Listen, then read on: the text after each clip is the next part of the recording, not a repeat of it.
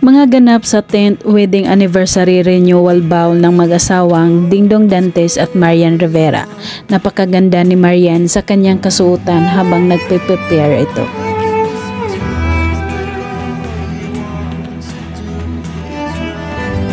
Ayon sa caption ni Marian Rivera sa kanyang IG account, "Walking down the aisle with our kids today, celebrating 10th beautiful years, stronger love, God and family forever."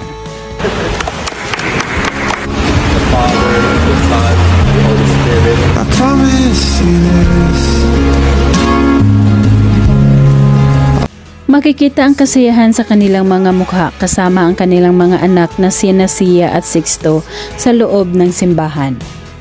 Napakaganda nilang panoorin na pamilya at nakasuot sila lahat ng white at tuwang-tuwa ang mga anak na pinagmasdan ang kanilang mga magulang.